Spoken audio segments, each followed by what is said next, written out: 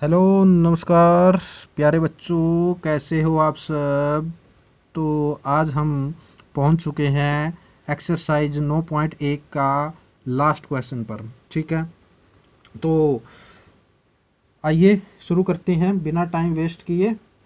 तो देखिए, क्वेश्चन में आप सभी को बोला है भी एक मीनार है, उसके आधार से एक सरल रेखा में 4 मीटर और 9 मीटर की दूरी पर स्थित दो बिंदु से मीनार के शिखर का उन्नयन कोण पूरक कोण है। तो जब तक मैं यहाँ इसकी फिगर बनाता हूँ तब तक आप कमेंट कीजिए पूरक कोण क्या होते हैं और संपूरक कोण क्या होते हैं। ठीक है, जल्दी से कमेंट कीजिए। और उसके बाद हमें क्या करना है, सिद्ध कीजिए भी मीनार की ऊंचाई 6 मीटर है। हमें ऊंचाई हाइट प्रूव करनी है भी ये 6 मीटर है, मतलब हमने क्या करना है, इस मीनार की ऊंचाई निकाल कर दिखानी है भी 6 मीटर होती है। ठीक है, तो जब तक मैं फिगर बना रहा हूँ आप कमेंट कीजिए भी पूरक कोण और संपूरक कोण होते क्या हैं। ठीक है ना। तो देखिए इन्होंने क्या बोला है, मीनार के आधार से।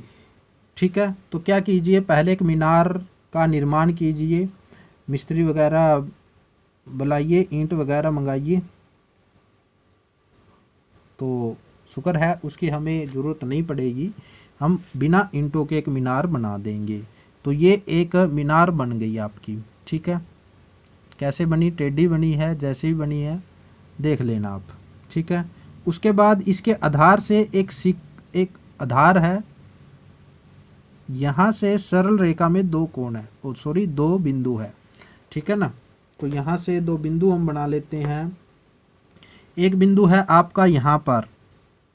ठीक है, नामकरण कीजिए बिल्डिंग का, ये ए बी है। ठीक है, ये पहला बिंदु है सी, ये यहाँ पर है। यहाँ से यहाँ तक की जो इसकी लंबाई है वो कितनी है आपकी, 4 मीटर। ठीक है, उसके बाद ये बिंदु मान लेते हैं डी। तो यहाँ से यहाँ तक की, ठीक है, यहाँ से यहाँ तक की जो इसकी लंबाई है ये वाली, ये आपकी दी हुई है 9 मीटर। यहाँ पर बच्चे क्या गलती करते हैं, ये ऐसे मान लेते हैं ये 4 मीटर है और यहाँ से यहाँ तक की मान लेते हैं 9 मीटर। नहीं बच्चों, इन्होंने साफ बोला है भी दोनों बिंदु की जो ये लंबाई दे रखी है ना, दूरी दे रखी है, इसके आधार से है, ना कि बिंदु से आगे की है। ठीक है ना, तो यहाँ पर ध्यान में रखिए भी ये जो दूरी है दोनों, ये इसके आधार से मापनी है हमें, ना कि यहाँ से।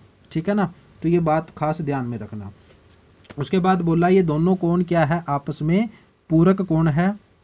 तो आपने कमेंट कर दिए होंगे भी पूरक कोण क्या होते हैं। आप बड़े इंटेलिजेंट हो, बहुत होशियार बच्चे हो, आपको पता होगा भी पूरक कोण क्या होते हैं, संपूरक कोण क्या होते हैं। तो मैं अभी फिगर बनाकर आपकी कमेंट देखता हूँ।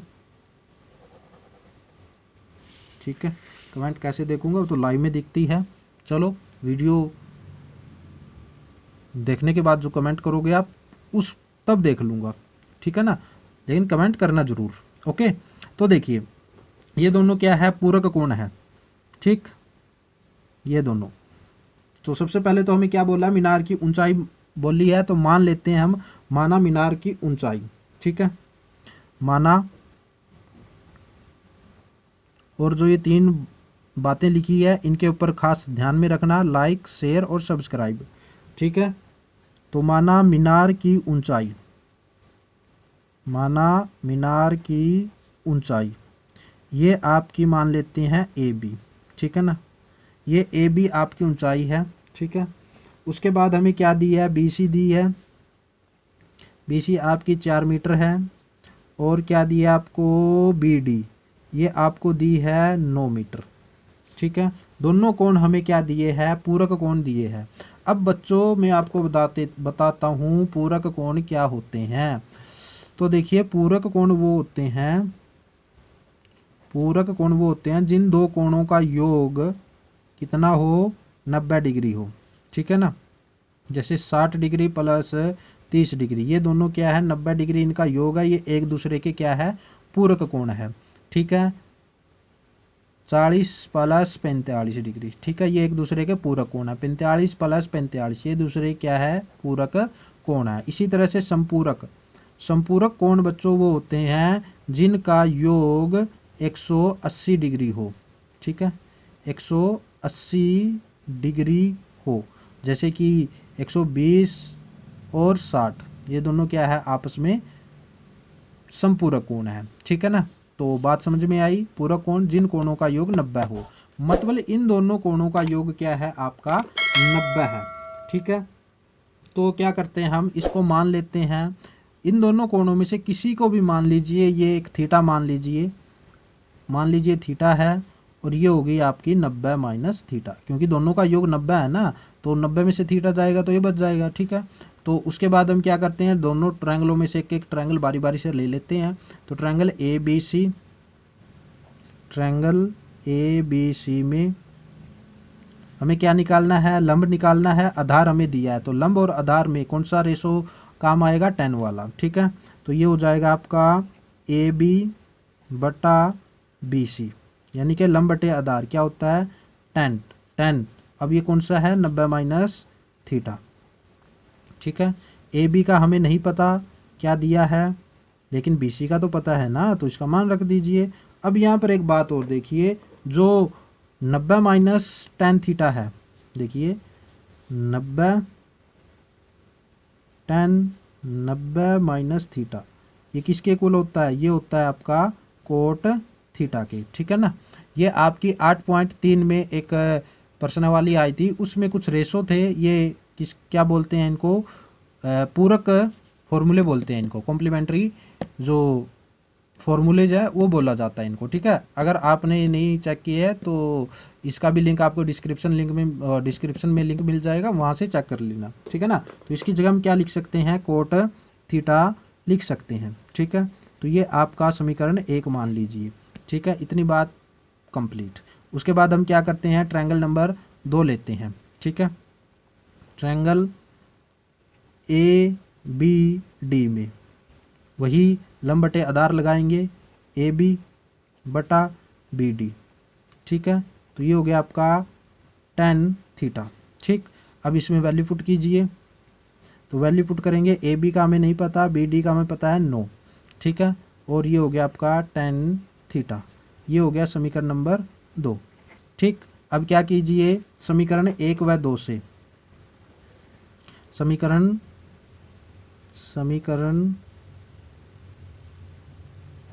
1 व 2 की गुणा करने पर, गुणा कर दीजिए, गुणा करने पर, ठीक है।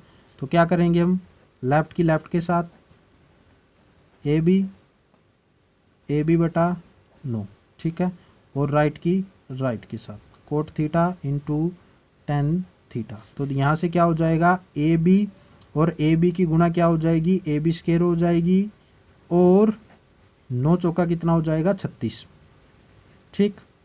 और 10 थीटा और कोट थीटा एक दूसरे के अपोजिट है, इस कोट को हम क्या लिख सकते हैं, इस कोट को हम लिख सकते हैं 1/10 थीटा, और 10 को ऐसे कैसे रखेंगे, तो ये दोनों आपस में कैंसिल हो जाएंगे, तो कितना बचेगा आपका 1 बचेगा, ठीक है। तो ये हो गया। अब यहाँ से क्रॉस मल्टीप्लाई कीजिए, तो ए बी स्क्वायर बराबर हो जाएगा आपका 36। इसका स्क्वायर हटाने के लिए हम इसका क्या करेंगे, वर्गमूल करेंगे, और आपको मिलेगा 6, ठीक है। तो यहाँ से ए बी आपको मिलेगी, कितनी मिलेगी, वैसे तो ये प्लस माइनस का होता है, लेकिन हमारी जो हाइट है कोई माइनस में नहीं हो सकती, इसलिए हम क्या लिखेंगे, ए बी बराबर 6 मीटर, ठीक है। यही बात हमें प्रूव करनी थी, हैंस प्रूव, ठीक। इस तरह से आपको एक क्वेश्चन करना था, ठीक है ना। तो आई होप आपको ये क्वेश्चन अच्छी तरह से समझ में आया होगा, ठीक है ना। अगर कोई डाउट हो तो प्लीज़ कमेंट कीजिए, अपना डाउट पूछिए, क्योंकि जब तक आप नहीं पूछोगे तब तक आपका डाउट दूर नहीं होगा, ठीक है ना।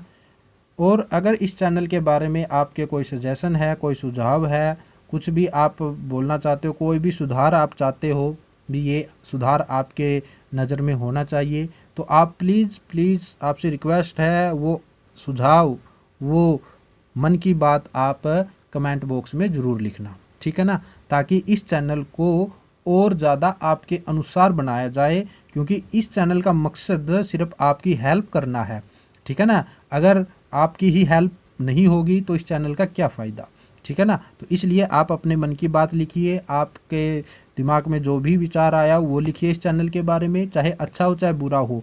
ये मैं ये नहीं कहता अच्छी अच्छी बातें लिखिए, कोई कमी भी निकालिए, क्योंकि कमी निकलेगी तभी वो कमी दूर होगी, ठीक है ना। तो इसमें कोई वो नहीं है भी आपने कमी निकाली तो कोई बुरा लगेगा, कोई बुरा नहीं लगेगा, क्योंकि कमी निकालने वाले अच्छे दोस्त होते हैं, ठीक है ना। जो तारीफ करते हैं उनसे अच्छे दोस्त कमी निकालने वाले होते हैं, क्योंकि अच्छी बातें तो सभी बता देते हैं, लेकिन कमी जो हमारे अंदर कमी है वो कोई ही बताता है, ठीक है ना। तो इसलिए आप जो भी आपको लगा उस चैनल के बारे में वो बिल्कुल ईमानदारी से लिखना, ताकि इस चैनल को और ज़्यादा निखारा जाए, आपके अनुरूप आपके अनुसार बनाया जाए, ठीक है। तो ये तो बात अब कहने की रही नहीं है। अभी लाइक शेयर और सब्सक्राइब, क्योंकि आप बहुत समझदार हो, आप लाइक भी कर देते हो, शेयर भी कर देते हो, और सब्सक्राइब तो आपने कर लिया होगा, और दोस्तों के साथ शेयर भी कर दिया होगा, और बेल आइकन को भी प्रेस कर लिया होगा।